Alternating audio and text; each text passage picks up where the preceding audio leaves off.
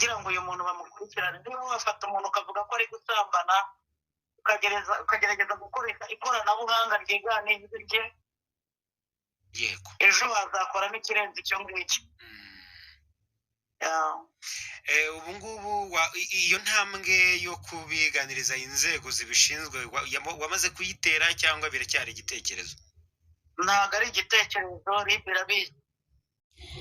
Hanyuma yo kumva amajwi menshi cyane ari gukwirakwizwa ku mbuga nkoranyambaga ari kwitirirwa Pastor Mutesi na Mama Charlene, biravugwa neza yuko impamvu nkoresheje ngo ari kwitirirwa ni uko tayari umuntu witwa Pastor Mutesi nk'uko mubyumvishe yabihakanye, avuga yuko ari amajwi y'ikoranabuhanga bagerageje gusanisha n'ijwi rye.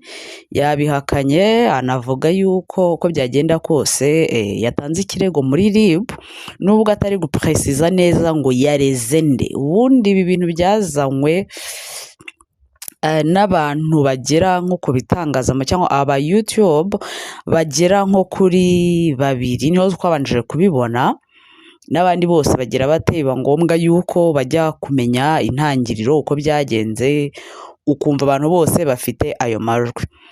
Rero umunyamakuru umwe yagerageje kuvugisha umuntu witwa Mama Charlene. Mama Charlene nta makuru yigeze amuha, nta kintu yigeze amubwira, ariko Pastor Mutesi arirekuye aravuga. Byanenzwe n'abantu benshi baravuga ngo yari kwicecekera, ariko Mutesi yavuze yuko we ku giti cye kumuvuga arabimenyereye, ni ibintu bisanzwe kuba bamuvuga, avuga yuko nyine ari ibitero asanzwe bimuterwa, ariko aragira ati njye mfite umuryango, ubundi nari ndi umuntu udafite umugabo, atari ko ubu mfite umugabo, mfite kwa data bukwe n'abana be bamaje gukura. Donc nk'umuntu umaje gushaka vuba, ntekereza ko nta mezi 6 arimo, abantu bakomeje no kumukatariza kurundura. Donc hari impamvu zishyigikiye yuko yagombaga kuvuga, izindi zishyigikira yuko arega, izindi zishyigikira ko atavugaga. Izo zose ni impande ziri aho ngaho zifite uko zifata Mutesi.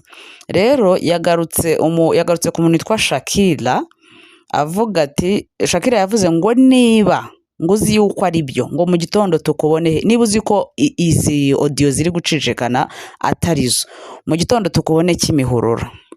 Rero mbere yuko aba bantu bose ari kuvuga ngo tukubone Kimihurura, niba uzi ko atari byo, already ikirego cyo cyagezeyo mbere yuko n'aba bantu bari gukomeza bongezamo umunyu, niko navuga ngo agende Kimihurura kugira ngo yemeze abantu yuko ibimuvugwa atari byo, cyane yuko hari n'urundi ruhande ruri kuvuga ko Mama Charlene ntawe uri muri aya majwi, hubwo ijwi ari iry'uwitwa Pastor Mutesi. Nibwo buryo ki rero yateye intambwe we ajya muri RIB ajya gutanga ikirego. Rero ibintu uko turi kubifata twebwe bitandukanye n'ukuntu Mutesi ari kugira ari kubifata. Mutesi we ari kuvuga yuko ibi bintu birenze ibyo kuri YouTube, hubwo uyu muntu ashobora no kumwica. Ari bimwe mu bintu biri kumutera ubwoba. Famiye yiwe cyangwa se amafamiye yiwe amuri inyuma, ariko ku giti cyiwe nkawe afite ubwoba yuko ibintu birenze YouTube, kuba umuntu ashobora gufata amajwi y'ikoranabuhanga akaza akavuga ibintu nka biriya, kandi noneho umuntu uri mariye ndetse byavuba akumvikanisha yuko wari uri mu busambanyi, uri umuntu w'imariye byavuba, ufite umugabo. Donc abantu benshi bavuga yuko nta kindi kintu aba bantu babikoreye ari ukugira ngo bagire bate bamusenyere. Rero abantu bari kugaruka yuko ibi bintu nta wundi muntu bifitemo uruhare ari uwita Claude. Murabizi yuko abantu babanye igihe kinini, ariko birangira nyine ubucuti bwabo bwabaho igihe kinini, murabibyibuka bagenderanirana banasabana n'imbabazi, ibintu birarangira. Ariko uyu Claude nyine yaje kutabyumva neza n'umuntu witwa Pastor Mutesi. No mu bukwe murabizi yuko uyu Pastor Mutesi atigeze atumira uyu witwa Claude. Abandi bakavuga yuko yatumiwe, ariko yagira ahantu ubukwe bwabereye bikarangira yirukanywe, kuko kuba muzi yakoze ama episode menshi cyane ku muntu witwa Pastor Mutesi n'umugabo we, agahimba inkuru ubukwe burapfuye, agahimba inkuru yari amafaranga menshi y'aba diaspora, akazana liste agahimba inkuru, aba bantu batandukanye, agahimba inkuru babafungiye Dubai. Ibyo bintu byose byaturukaga ku muntu witwa Claude. Binavugwa yuko rero uyu muntu ashobora kuba ari we warezwe. Hakaba uwundi mugabo witwa ngo ni Ezekiel, nawe rwose uzi kubishyuhamo, kubyirukamo. Ikintu kibabaza abantu nuko bamwe bita ngo ni abahanuzi, abandi ngo ni abapasiteri. Nicyo kintu ubona kibabaza abantu. Yaba bazaga ayo matitire ayo matitire ntayo bafite, nibwo abantu bari bari kubumva neza. Ariko kuza ufite titire nk'iyo ariko ugahagurutswa no gusebya mugenzi wawe, ukaba utamuganga ibi ngibi nabyumvishe byagenze gute, kuki wemeye ko bijya hanze, ubwo ugahita uvuga ngo reka njye kubicuruza. Donc Mutesi ikosa rya mbere kuri aba bantu bigaragara ko bamushinja, yanze ko bacuruza iki, ubukwe bwe. Bo noneho bihimbira inkuru batigeze bahagera. Icyo ni kimwe. Ikindi bivugwa yuko uyu witwa Claude bashatse kuba mu rukundo, cyangwa se bigeze kuba mu rukundo ariko birangira batagize bate, batabanye. Nk'uyu rero witwa ngo ni Ezekiel, ntushobora no kumenya n'ikintu bagize bate, bapfa gusa ngo ni umuhanuzi, ariko nawe arashyirwa hehe, arashyirwa muri aya majwi y'abantu bari inyuma y'izi audio. Ariko abantu benshi aka kanya baremeza yuko ijwi rivugwa bumva ari irya Mutesi, nubwo je ntabyemera, ntago ari irya Mutesi. Ubwo nkuko yabyivugiye ko ari ikoranabuhanga. Ikoranabuhanga nta kintu ridakora mwa abantu. Umuntu araza akigana uwuriwe ibintu akabishyira hari akavuga ngo ni wowe. Rero kumva umuntu uri marié ugiye gukora biriya bintu abyohereza uwundi muntu kandi w'igitsina gabo, ntekereza ko utamwifuriza kubaka, ntekereza ko utamwifuriza urugo ruzima cyangwa se urugo ruhire. Kigaragara cyo abantu babikoze ni abahanga, ariko hari ikindi kintu bagambiriye ku rugo rwa Mutesi.